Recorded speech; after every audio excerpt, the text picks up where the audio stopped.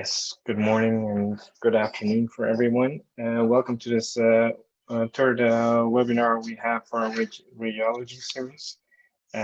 This time, once again, Dr. Salah has prepared a web lecture for us all. I would like to give the word right away to Dr. Salah. Thank you very much.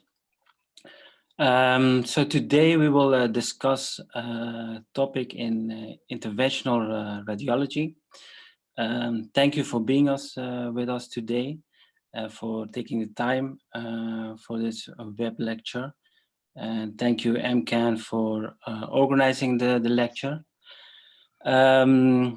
So there are two different methods in mechanical intra-arterial thrombectomy. And that's the aspiration procedure or aspiration technique, and there's a technique called the stent retriever.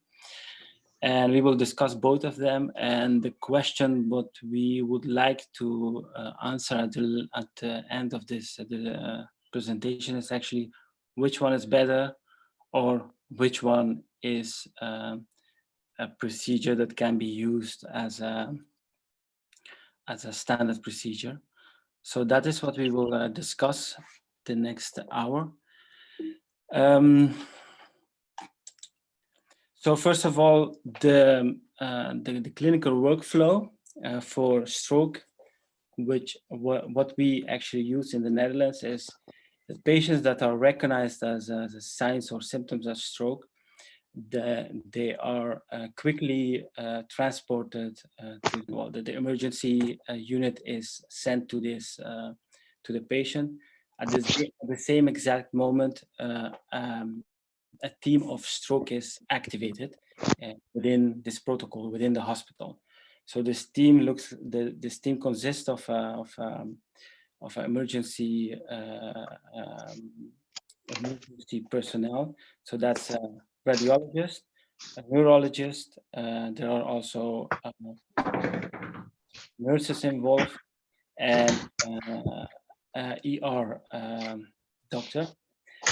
So when the patient arrives at the hospital, the team is ready to receive the patient, and the patient is directly transported from the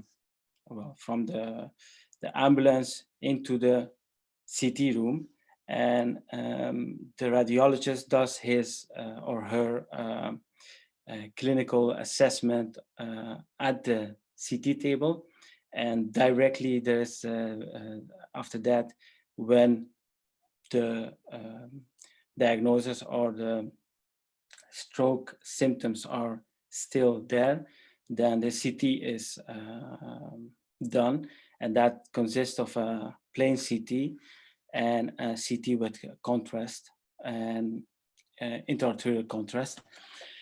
And sometimes there's a CT perfusion done, but most hospitals, they use just a plain CT with a arterial CT with contrast. And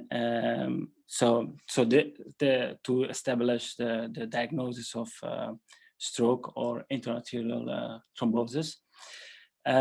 So when there is no bleeding on the plain CT, patient receives intravenous thrombolysis, and if on the CT with contrast we see thrombus or the occlusion of the proximal arteries, then the patient is directly transported to the intervention room and receives the intervention.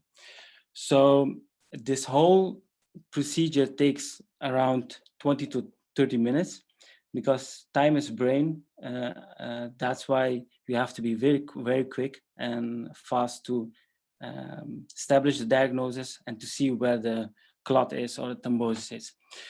And patients, so this is actually for the patients with proximal thrombosis. So that means patients with a occlusion in the middle cerebral artery, M1 segment or M2. When the occlusion is M3 segment, then that's too far, that's too distal, so you can't do the procedure. And sometimes there is some evidence to which you can do the procedure in basilar artery, but the main focus is actually the middle cerebral artery, and it's the M1 and M2 segment. So that's what the guidelines is based on. So that's what we also going to discuss. So at the moment that the patient arrives at the intervention room, then the question arises, which procedure to do, aspiration or the stent retrieval? So these are the two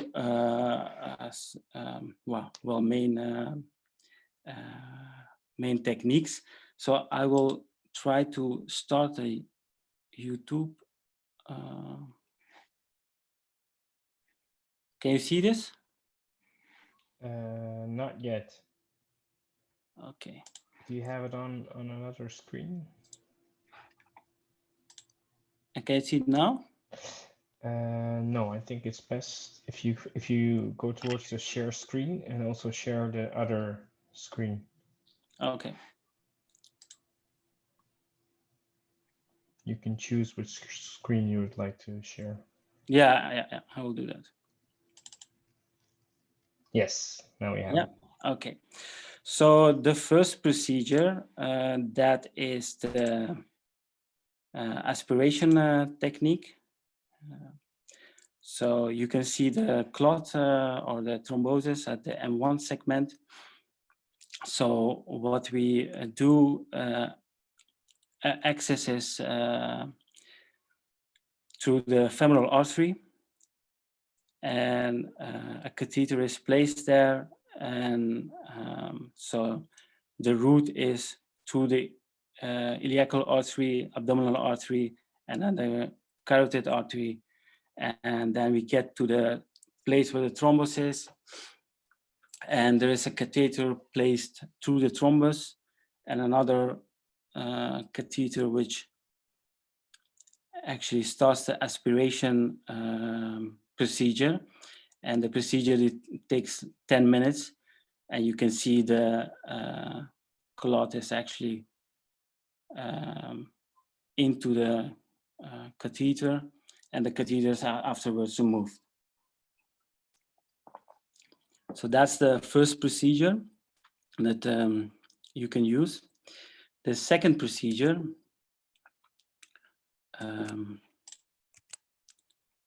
which is the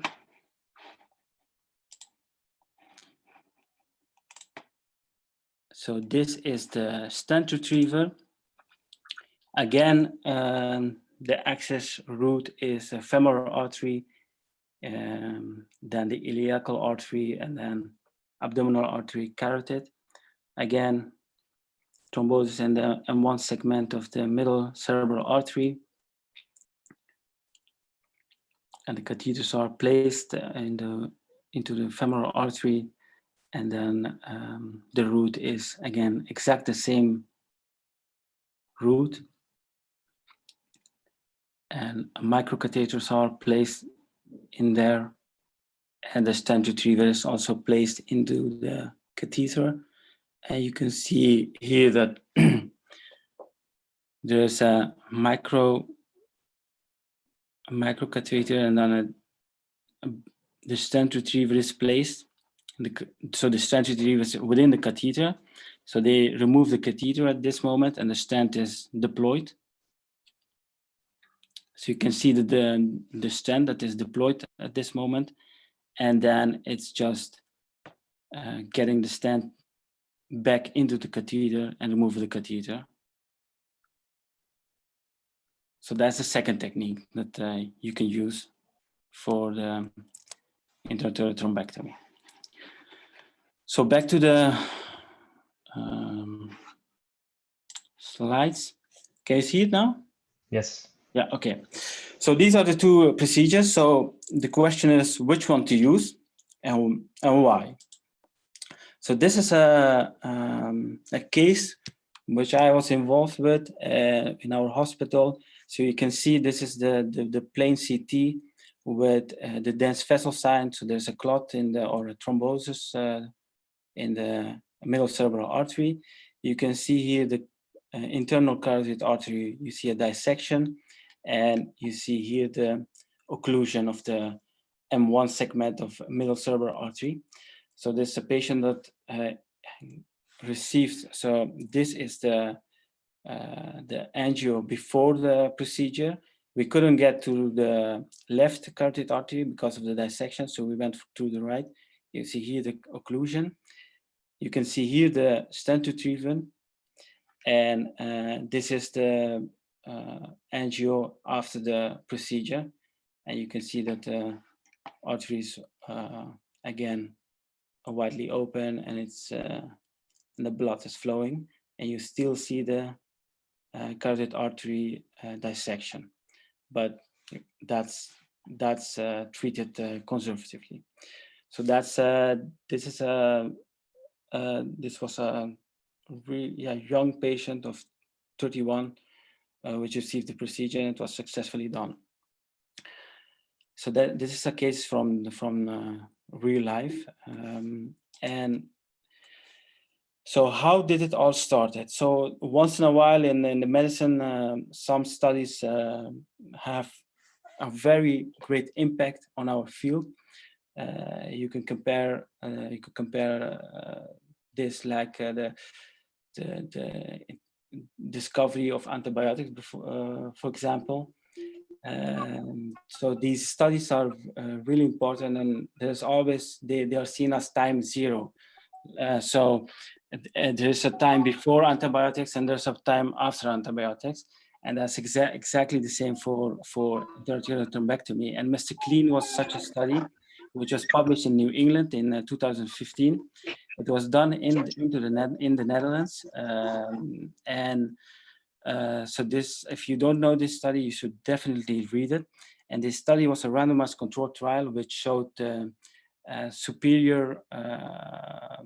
superiority of the intra-arterial treatment for acute ischemic stroke.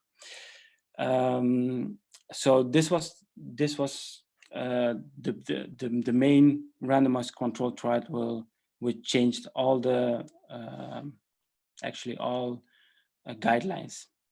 And as you can see, so what was interesting in this trial, if we look at the methods, so the method of intra-arterial treatment was left to the discretion of the local interventionist.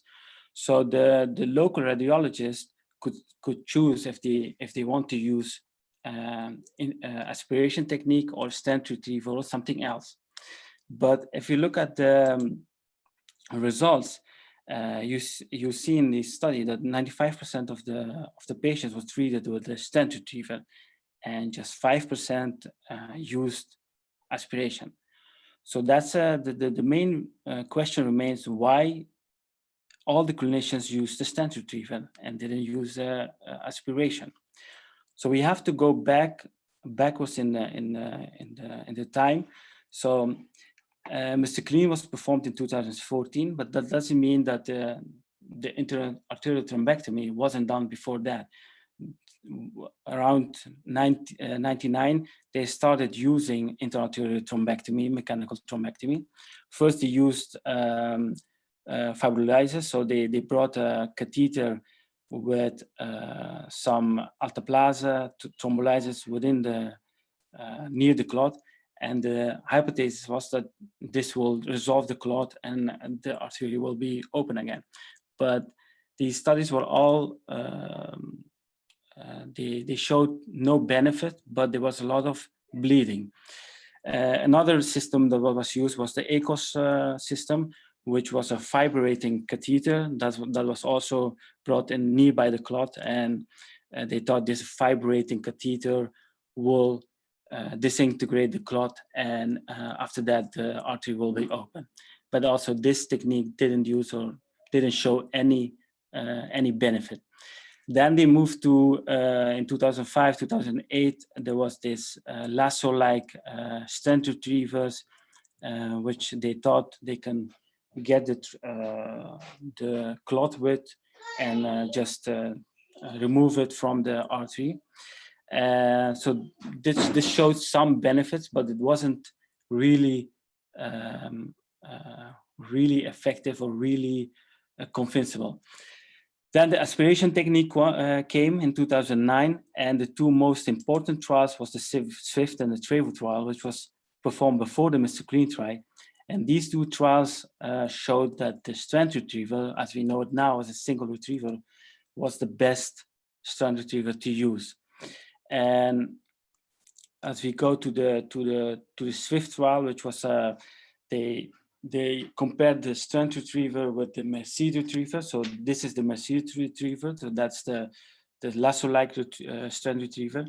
So they compared both strand retrievers, and this was a randomized controlled trial, patient with acute ischemic stroke who were treated. And there were 85 patients in the solitary group, so the strand retriever as we know it now, and 55 patients in the Merci group. That was the strand retriever, the lasso-like strand retriever.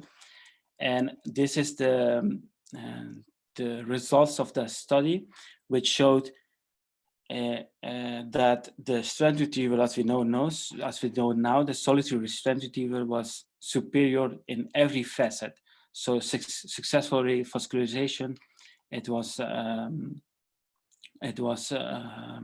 significantly better. Also, if they looked at other endpoints in every direction, the solitary was superior to the Merci strand retriever.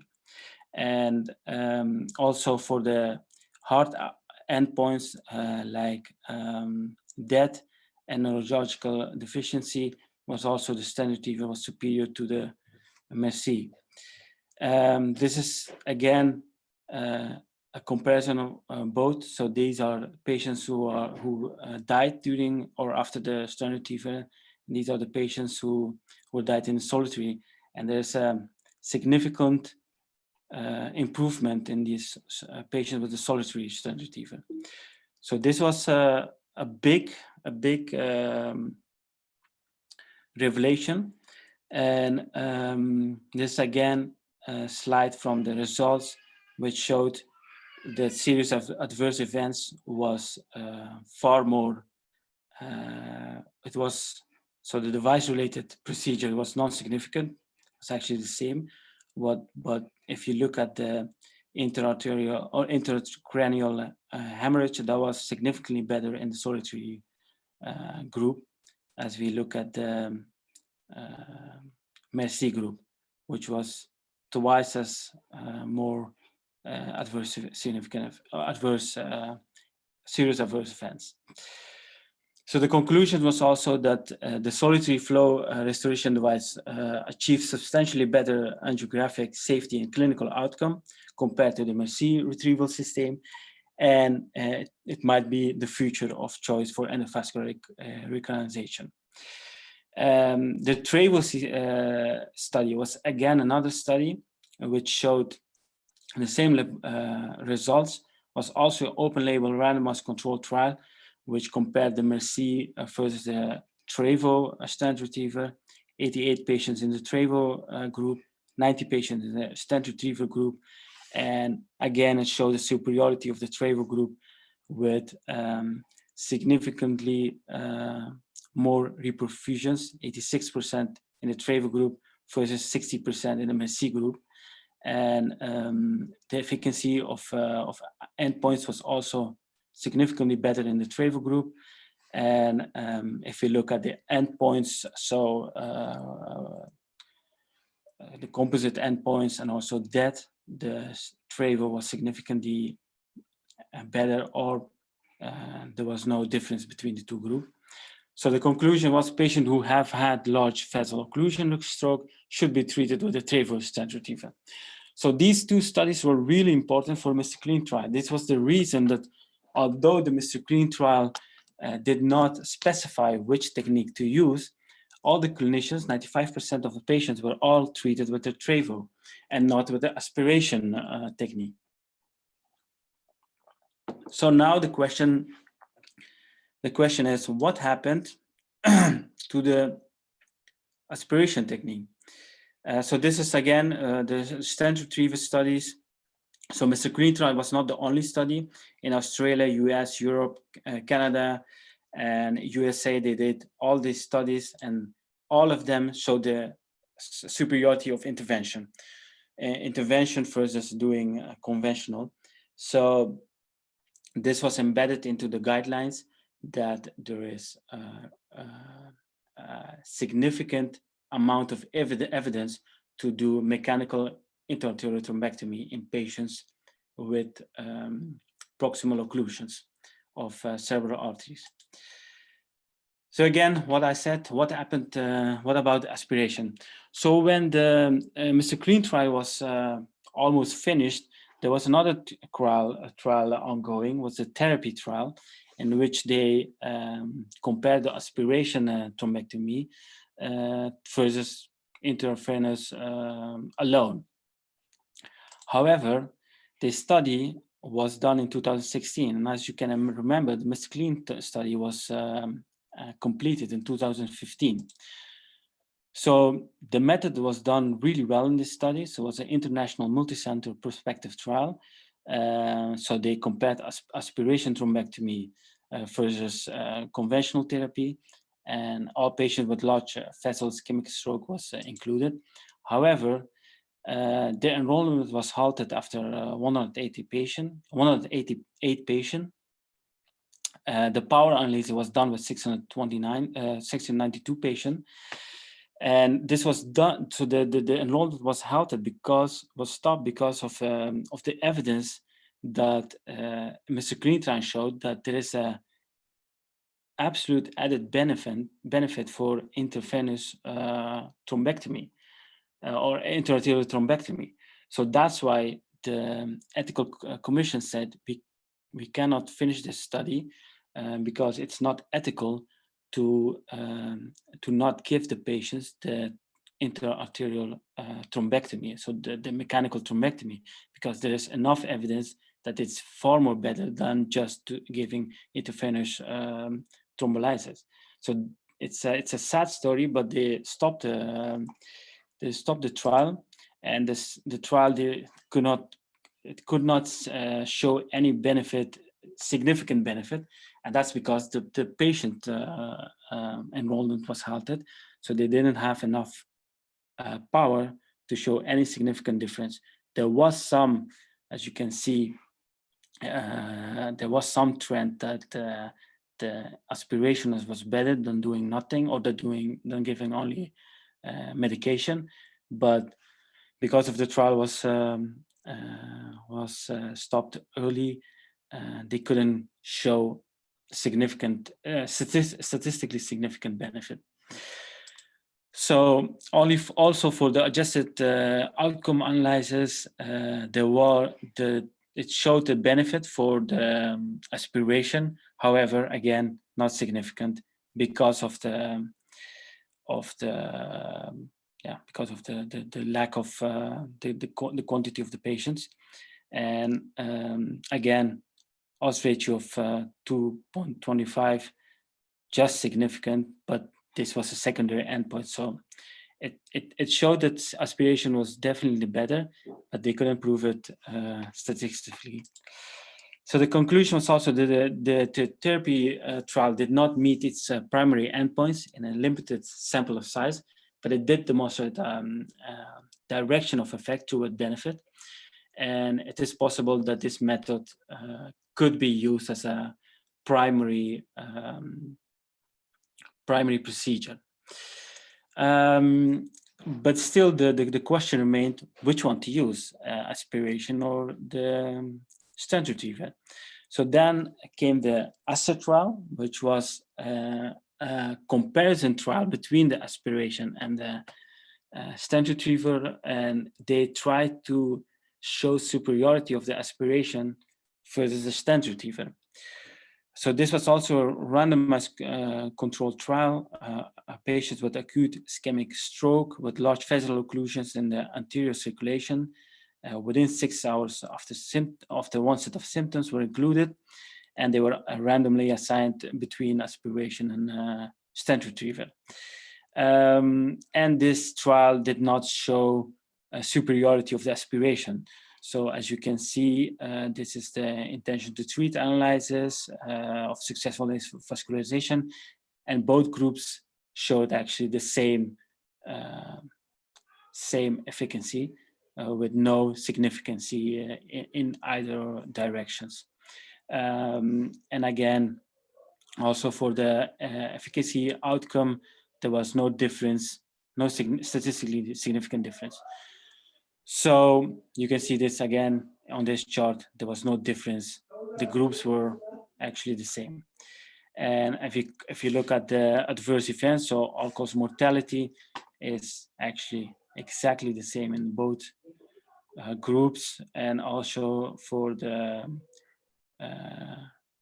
intracranial hemorrhage was also, there's no significant difference in that too.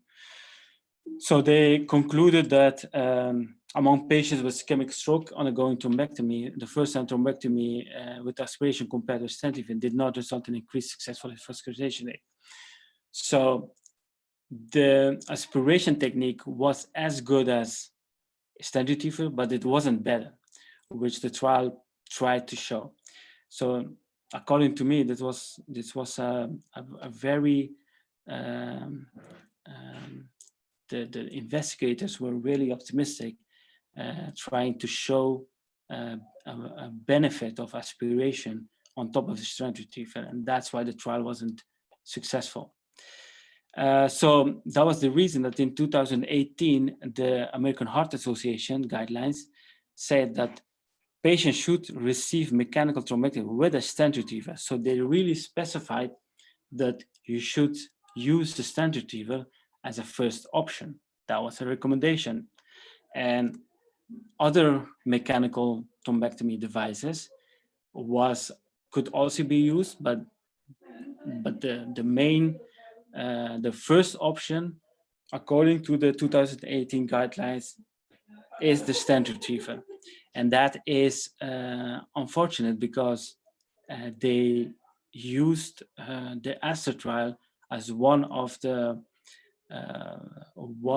trials that didn't show any benefit of the aspiration on top of the stent retriever, and that's why the guidelines specify the stent retriever as a golden standard at this moment for patients with stroke. So there were also other studies done recently. In 2018, there was a study done which showed that there was an equal performance of aspiration versus a stent retriever. This was done. This was a post hoc analysis of the MCAN registry, which looked at the primary outcome of the functional outcome of measures, and they showed that the aspiration patients who were treated with aspiration was actually doing the aspiration technique wasn't less than the stent retriever. They were comparable, both of them, and the outcome, as you can see, complication related. There was the only benefit in the aspiration was the duration. So as you can see, the duration aspiration is just checks 65 minutes, while stent retriever takes 50 minutes. So that was one of the benefits of aspiration in this post hoc analysis compared to stent retrieval. But all other aspects there was no difference. So the conclusion was also the direct aspiration shows clinical outcome equal to those stent retrieval. So no difference in complication rate. However, the procedure is short, and as I mentioned earlier, time is brain, so short means better. Again, most recently, there was the COMPASS trial, which what they did is they looked at the aspiration thrombectomy procedure for the stent retriever, but they didn't make the trial as a superiority trial, but a non-inferiority trial. So they wanted to show that the aspiration technique was non-inferior to the stent retriever. So again, a multicenter randomized trial, and patients presented with the acute ischemic stroke was treated, and 134 patients in the aspiration group and 136 in the stent retriever. And they showed the primary efficacy endpoint was there was a benefit in the aspiration aspiration technique. However, in the endpoints, so all-cause mortality, symptomatic intracranial hemorrhage, there was no difference in both the techniques. So this means that for patients with, so this trial showed that the aspiration technique was actually non-inferior. And the only benefit in aspiration technique was the time, so the procedure was less timely. As you can see, the perfusion was in the aspiration group was in 40 minutes, in the stent retriever 64. There was just significant or non-significant, as you can, and the viral revascularization was 25 to 35 minutes. So this was significantly faster. And another thing that they did, they wanted to see if one of the techniques was less cost effective. And they showed that the aspiration technique was actually cheaper than the stent retriever. And so this was a secondary or a secondary endpoint.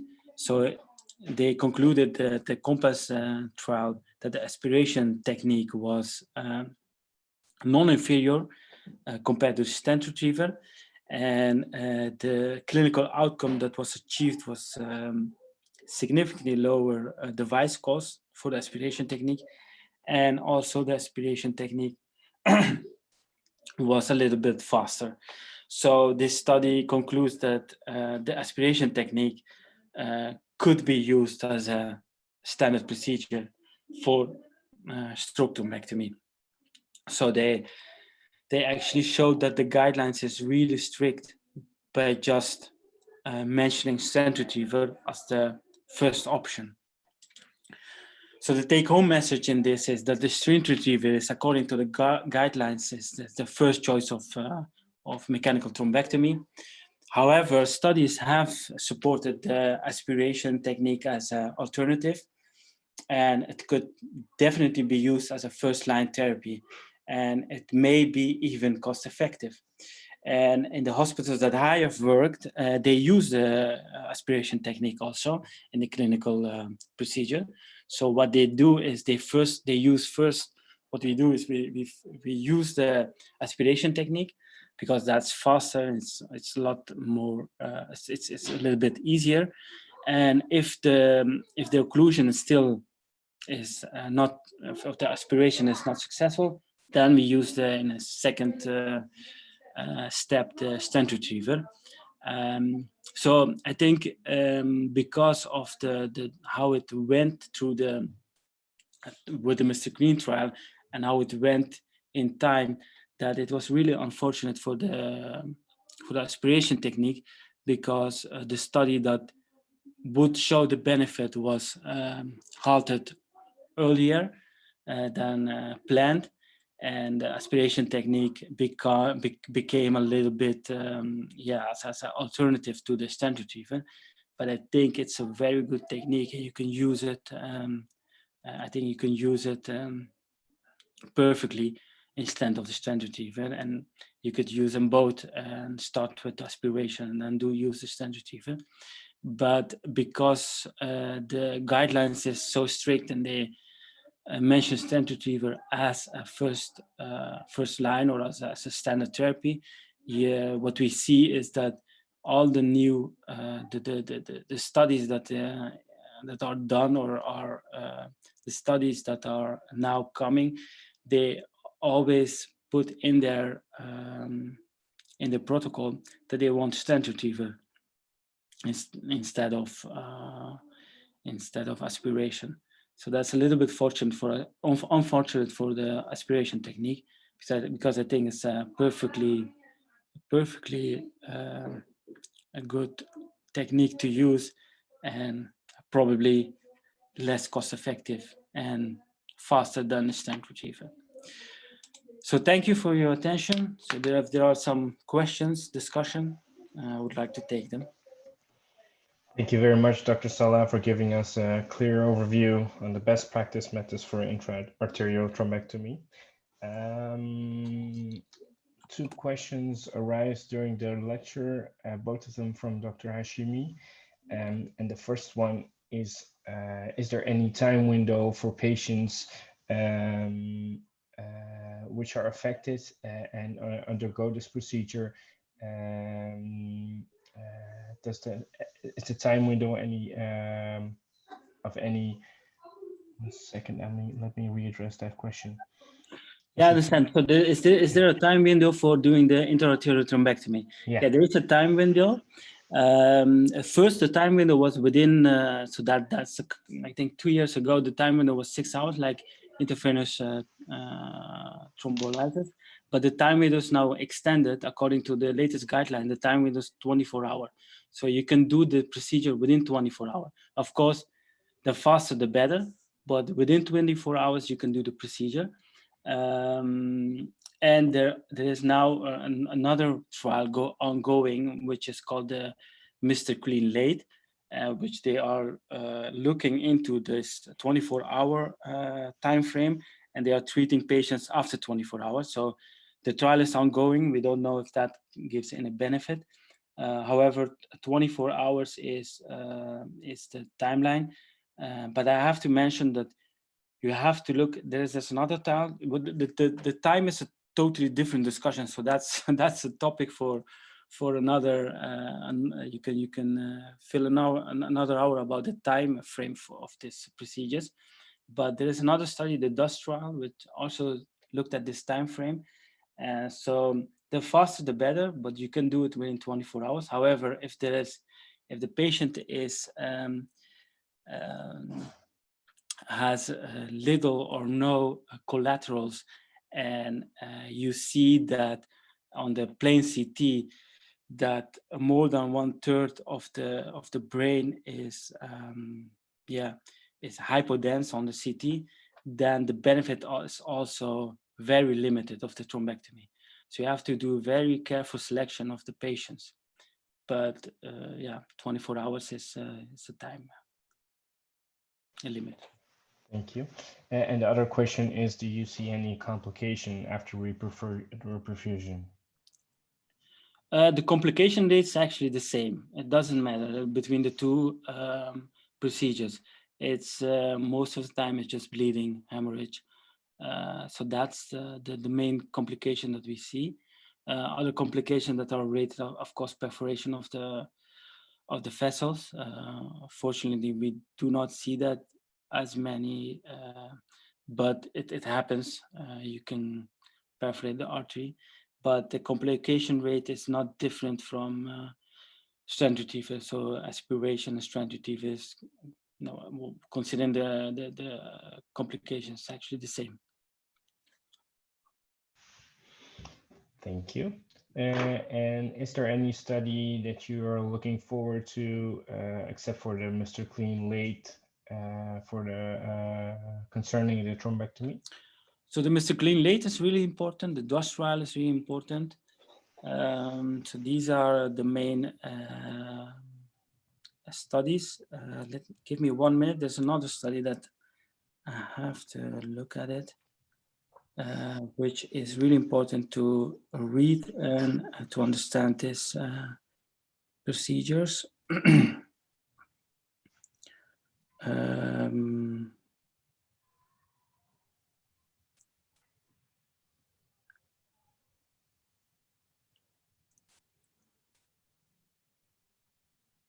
I cannot find it, but we can mail it.